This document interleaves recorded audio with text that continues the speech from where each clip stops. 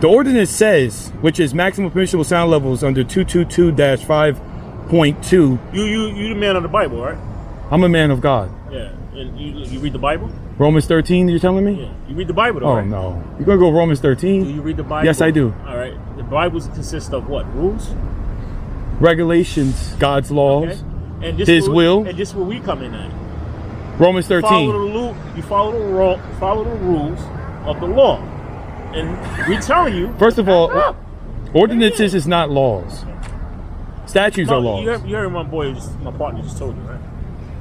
Your partner says if my speaker goes on, then he's going to write me a ticket. Now here the problem is that if you write me the ticket, it's illegal because there's ordinances that are in your law that tells me that I can do what I'm doing at an appropriate volume. So you have to be a trained sound ordinance, a sound officer to measure the sound to make sure that I'm at the legal limit. In fact, it says not required to use an amplifier. It says that's an amplifier. Hold on. Let me speak those ordinances that you're supposed to be enforcing. It says 222-5.2 says no person shall cause or permit the operation of any source of sound on any source property listed in 223-A above in such a manner as to create a sound level that equals or exceeds the sound level limits. And it gives you a timetable about that. I believe residential, this is residential area. Residential says from 7 a.m. to 10 p.m. 65 decibels. All right. So I know what you guys are going to do. You guys are going to go down to restrictions and uses and activities, which is 222-5.4, which says going down to the use of speakers. Self-contained portable non-vehicle music or sound production devices shall not be operated in a public space or public right-of-way in such a manner as to be plainly audible at a distance of 50 feet in any direction from the operator between the hours of 8 a.m. and 10 p.m. So clearly, I have to be within 50 feet and at 65 decibels.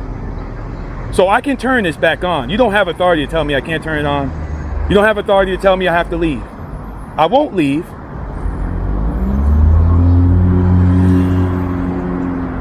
Any questions? Is there any questions? There's no questions. Turn it on. You're advising me to turn it on. If you feel as though you know your rights. I'm telling you the law. If you feel as though you know your rights, test it. Sir.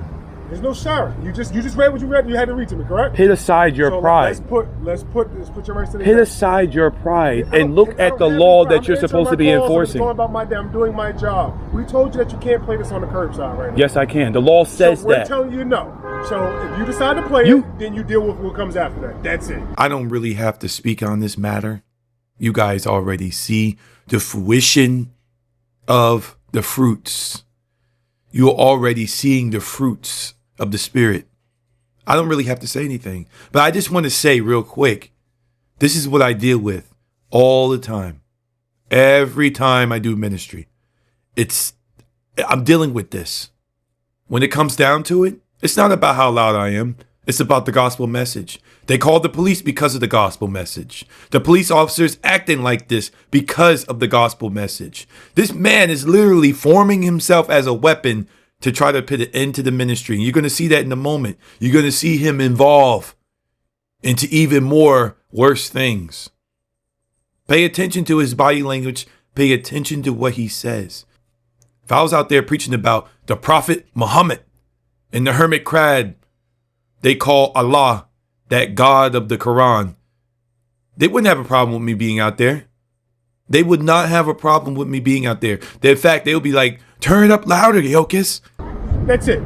Nobody's being aggressive. Nobody's being hostile. We're advising you something. We're telling you cannot play that on this curbside. If you decide to say forget what we're talking about and do so, then you have to deal with what comes with that. Okay. Just as simple as that. What is your name and badge number? My name and badge number is right here in your face. iHomes 3249 is the badge number. You said iHomes? iHomes 3249 is the badge number. 3249, and I know kitchens from experience, so I don't need your badge number.